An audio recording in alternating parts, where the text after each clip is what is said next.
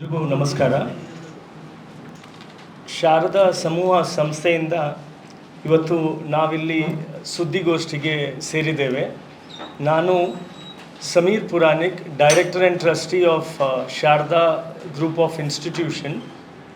ನನ್ನ ರೈಟಲ್ಲಿ ಇರುವವರು doctor Sandeep Bekal, principal and CMO of Sharada Ayurveda medical college and hospital.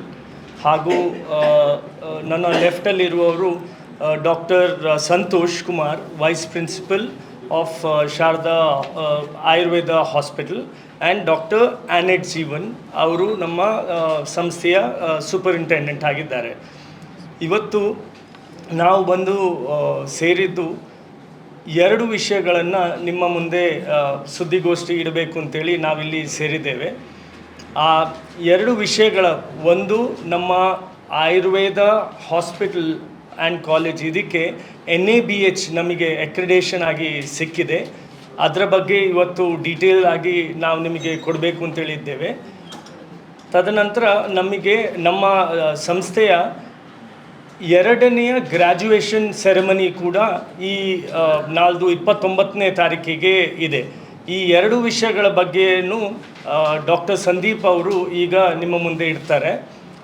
ನಮ್ಮ ಶಾರದಾ ಇನ್ಸ್ಟಿಟ್ಯೂಷನ್ ಬಗ್ಗೆ ನಾನು ನಿಮಗೊಂದು ಚಿಕ್ಕದಾಗಿ ವಿಷಯ ಹೇಳೋದು ಅಂತ ಹೇಳಿದರೆ, 33 ವರ್ಷದ ಹಿಂದೆ doctor MB Puranik, professor doctor MB Puranik sir ಅವರು ನಮ್ಮ ಕೊಡಿಯಾಲ್ಬೈಲ್ ಕ್ಯಾಂಪಸ್ನಲ್ಲಿ ಒಂದು CBSE ಸ್ಕೂಲಿನ ಮೂಲಕ ಪ್ರಾರಂಭ ಮಾಡಿದರು. ತದನಂತರ ಅದು ಒಂದು ಕ್ಯಾಂಪಸ್ ಆಗಿತ್ತು. ಈಗ 34 ವರ್ಷದ ನಂತರ ನಮ್ಮಲ್ಲಿ ಒಟ್ಟಿಗೆ 4 ಕ್ಯಾಂಪಸ್ಗಳಿವೆ. ಅದರಲ್ಲಿ ಪ್ರಿಡಾಮಿನೆಂಟ್ಲಿ ನಮ್ಮದು CBSE schools and PU colleges ಇದೆ. MB ಪುರಾಣಿಕ್ ಸರ್ ಅವರಿಗೆ ನಮ್ಮ ಇಂಡಿಯನ್ ಮೆಡಿಸಿನ್ ಬಗ್ಗೆ ತುಂಬ ಕಾಳಜಿ ಇರುವ ಕಾರಣ ಅವರು ಆಯುರ್ವೇದ ಮತ್ತು ಯೋಗ ಆ್ಯಂಡ್ ನ್ಯಾಚುರೋಪತಿ ಈ ಎರಡರ ಕಾಲೇಜ್ ಆ್ಯಂಡ್ ಹಾಸ್ಪಿಟಲ್ ಸ್ಥಾಪನೆಯನ್ನು ನಮ್ಮ ತಲಪಾಡಿ ದೇವಿನಗರದಲ್ಲಿ ಅವರು ಮಾಡಿದರು. ಆ ಸಂಸ್ಥೆಯ ಈ ಸಲ 29ನೇ ತಾರೀಕು ನಮ್ಮ ಮಕ್ಕಳು ಗ್ರ್ಯಾಜುಯೇಟ್ ಆಗಿ ಅವರ ಮುಂದಿನ ಜೀವನಕ್ಕೆ ಹೋಗ್ತಾ ಇದ್ದಾರೆ. ಅದರ ಒಂದು ಸೆಲೆಬ್ರೇಷನ್ಸನ್ನು ನಾವು ಮಾಡ್ತಾ ಇದ್ದೇವೆ. ಇದರ ಡೀಟೇಲ್ಸನ್ನು ನನ್ನ ಡಾಕ್ಟರ್ ಸಂದೀಪ್ ಬೇಕಲ್ ಅವರು ಈಗ ಕೊಡ್ತಾರೆ. ಪತ್ರಕರ್ತ ಬಾಂಧವರಿಗೆಲ್ಲ ನಮಸ್ಕಾರ. ಈಗಾಗಲೇ ನಮ್ಮ ಸಂಸ್ಥೆಯ ನಿರ್ದೇಶಕರು ಹೇಳಿದಾಗೆ ಎರಡು ವಿಚಾರಗಳಿದೆ. ಮೊದಲನೇ ವಿಚಾರ NABH ಆಗಿರುವಂಥದ್ದು. NABH ಅಂದರೆ national accreditation board for hospitals. ಈ ಬೋರ್ಡಿನ ಮುಖ್ಯ ಕೆಲಸ ಏನು ಅಂತ ಹೇಳಿದರೆ, ನಮ್ಮ ಆಸ್ಪತ್ರೆಯಲ್ಲಿ ಬೇಕಾದಷ್ಟು ಏನು ಮಾನದಂಡಗಳಿದೆ ಅವರ ಮಾನದಂಡಕ್ಕೆ ಹೊಂದಿದರೆ ನಮಗೆ ಒಂದು ಸರ್ಟಿಫಿಕೇಷನ್ ಕೊಡುವಂಥದ್ದು. ಅದರಲ್ಲಿ ಮುಖ್ಯವಾಗಿ ರೋಗಿಗಳ ಸೌಕರ್ಯ ಚೆನ್ನಾಗಿರಬೇಕು, ರೋಗಿಗಳಿಗೆ ಎಲ್ಲ ವಿಷಯಗಳನ್ನು ತಿಳಿಸಿ ಅವರ ಚಿಕಿತ್ಸೆಯನ್ನು ಪ್ರಾರಂಭಿಸಬೇಕು. ಚಿಕಿತ್ಸೆ ನಡೀತಾ ಇರುವಂತಹ ಸಂದರ್ಭದಲ್ಲಿ ಕೂಡ ಅವರಿಗೆ ಎಲ್ಲ ಹಕ್ಕುಗಳನ್ನು ಅವರಿಗೆ ಕೊಡಬೇಕು. ಹಾಗೆ ಅವರಿಗೆ ಯಾವುದೇ ಬಿಲ್ಲಿಂಗ್ ಆಗುವಂಥದ್ದನ್ನು ಸಹ ಆದಷ್ಟು ಪಾರದರ್ಶಕವಾಗಿ ನಡೆಸಬೇಕು. ಇವೆಲ್ಲ ಮಾನದಂಡಗಳು ಸುಮಾರಿದೆ. ಈಗ ಬೆಂಕಿ ಅನಾಹುತಗಳಿಂದ ತಡೆಯಲಿಕ್ಕೆ ಬೇಕಾದಂಥ ಏನು ವ್ಯವಸ್ಥೆ ಇದೆ ಅದಿರಬೇಕು ಕನಿಷ್ಠ. ಅದರಿಂದ ಹೆಚ್ಚಿನ ಆಸ್ಪತ್ರೆಗಳಲ್ಲಿ, ಆಸ್ಪತ್ರೆ ಎಷ್ಟೇ ದೊಡ್ಡದಾಗಿದ್ದರೂ ಕೂಡ NABH ಇರುವಂಥದ್ದು ತುಂಬ ವಿರಳ, ಅದು ಮುಖ್ಯವಾಗಿ ಆಯುರ್ವೇದ ಆಸ್ಪತ್ರೆಗಳಲ್ಲಿ. ಆದರೆ ನಮ್ಮ ಸಂಸ್ಥೆ ವತಿಯಿಂದ ನಾವು ಏನು ನಿರ್ಧಾರ ಮಾಡಿದ್ದೇವೆ ಅಂತ ಹೇಳಿದರೆ, ಜನಸಾಮಾನ್ಯರಿಗೆ ಕೊಡ್ತಾ ಇರುವಂಥ ಸೌಲಭ್ಯ ಅತಿ ಉತ್ಕೃಷ್ಟ ಗುಣಮಟ್ಟದ್ದಾಗಿರಬೇಕು ಅನ್ನುವಂತಹ ದೃಷ್ಟಿಯಲ್ಲಿ NABH ಅನ್ನು ನಾವು ಪ್ರಾರಂಭಿಸಿದ್ದೇವೆ. ಈ ಕಳೆದ ಮೇಯಲ್ಲಿ ನಮಗೆ NABH ಸಿಕ್ಕಿದೆ. NABH ಅಕ್ರಿಡಿಟೇಷನ್ ಅಂತ ಹೇಳಿದರೆ ಅವರ ಮಾನ್ಯತೆ ಸಿಕ್ಕಿದೆ. ಈ ಮಾನ್ಯತೆಯಿಂದಾಗಿ ಸಾರ್ವಜನಿಕರಿಗೆ ಸೌಕರ್ಯ ಇನ್ನೂ ಹೆಚ್ಚಾಗ್ತದೆ, ಇನ್ನೂ ಪಾರದರ್ಶಕತೆ ಹೆಚ್ಚಾಗ್ತದೆ, ಸುಲಭವಾಗಿ ಆ ಚಿಕಿತ್ಸೆಯನ್ನು ಪಡೀಲಿಕ್ಕಾಗ್ತದೆ. ಚಿಕಿತ್ಸಾ ವಿಧಾನವನ್ನು ಮೊದಲೇ ತಿಳಿಸಿ ಅವರಿಂದ ಕನ್ಸೆಂಟ್ ಅಂತೇಳಿದರೆ ಅವರ ಪರವಾನಗಿ ತಗೊಂಡೇ ನಾವು ಮುಂದೆ ಹೋಗುವಂತಹ ಒಂದು ಸಂದರ್ಭ ಕೂಡ ಇದೆ. ಆ ದೃಷ್ಟಿಯಲ್ಲಿ ಈ NABH ತುಂಬ ಮುಖ್ಯ. ಮತ್ತೊಂದು, ಇವತ್ತಿನ ದಿನ ನಾವು ನೋಡ್ತಾ ಇರುವಂಥ ಬೆಳವಣಿಗೆ ಅಂತ ಹೇಳಿದರೆ, ಹೆಚ್ಚಿನವರು ತಮ್ಮ ಹೆಲ್ತ್ ಇನ್ಶೂರೆನ್ಸ್ ಮಾಡಿಸ್ಕೊಂಡಿರ್ತಾರೆ.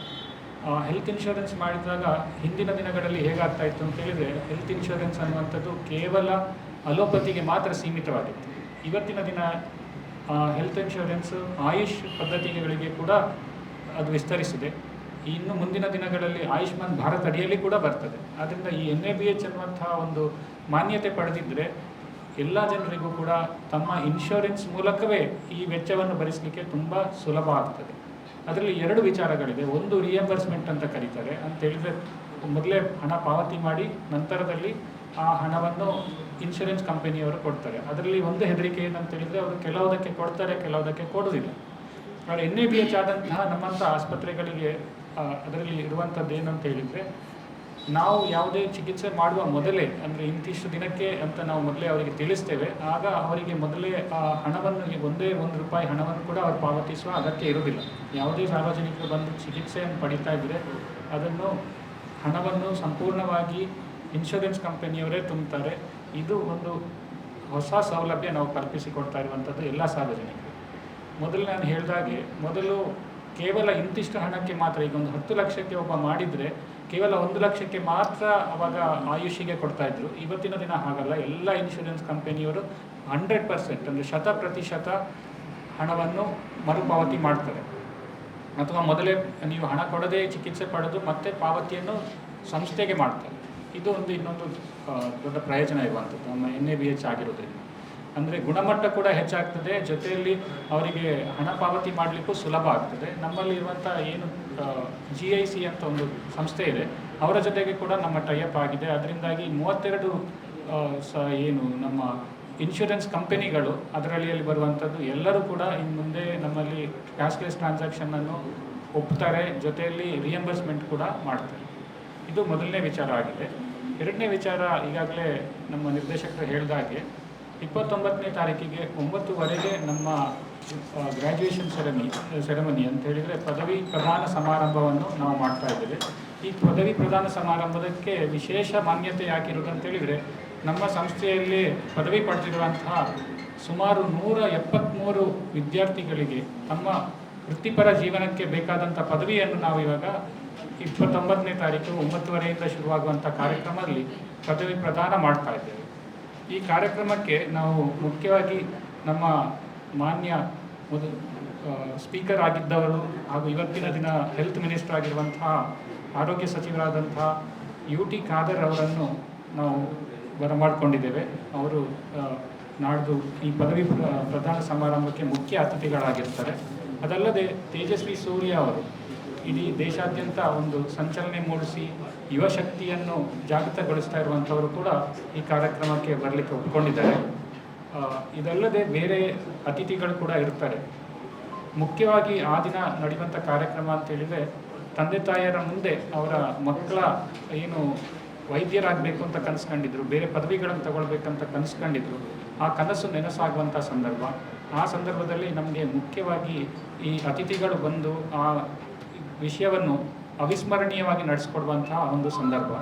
ಆದ್ದರಿಂದ ನಾನು ಎಲ್ಲ ಪತ್ರಕರ್ತ ಬಾಂಧವರಲ್ಲಿ ಪುನಃ ವಿನ್ನವಿಸಿಕೊಳ್ಳುತ್ತೇನೆ, ನೀವೆಲ್ಲರೂ ಕೂಡ ಆ ಸಮಾರಂಭಕ್ಕೆ ಬರಬೇಕು, ಆ ಕಾರ್ಯಕ್ರಮವನ್ನು ಚೆಂದಗಾಣಿಸಿಕೊಡ್ಬೇಕು ಹಾಗೂ ಜಗತ್ತಿಗೆ ತಿಳಿಸಿಕೊಡಬೇಕು ಅಂತ. ಯಾಕಂದ್ರೆ ಮುಂದಿನ ದಿನಗಳು ಇನ್ನೂ ಅಷ್ಟು ವಿದ್ಯಾರ್ಥಿಗಳು ನಮ್ಮ ಸಂಸ್ಥೆಗೆ ಸೇರಿ ಅವರು ಸಹ ಒಳ್ಳೆಯ ರೀತಿಯಲ್ಲಿ ಪದವಿ ಮುಗಿಸಿ ಒಳ್ಳೆಯ ವೃತ್ತಿಪರ ಶಿಕ್ಷಣ ತಗೊಂಡು ವೃತ್ತಿಪರರಾಗಿ ಸಮಾಜದಲ್ಲಿ ಇನ್ನೂ ಬದಲಾವಣೆಗಳನ್ನು ತರುವಂಥ ಒಂದು ಅವಕಾಶ ಆಗಬೇಕು ಅಂತ ಈ ಮೂಲಕ ನಾನು ನಿಮ್ಮಲ್ಲಿ ಮನವಿ ಮಾಡಿಕೊಡ್ತಾ ಇದ್ದೇನೆ. ತಮ್ಮಲ್ಲಿ ಯಾವುದೇ ರೀತಿಯಾದಂಥ ಯಾವುದೇ ಪ್ರಶ್ನೆಗಳಿದ್ದರೂ ಕೂಡ ದಯವಿಟ್ಟು ಕೇಳಬೇಕು ಅಂತ ಮನವಿ.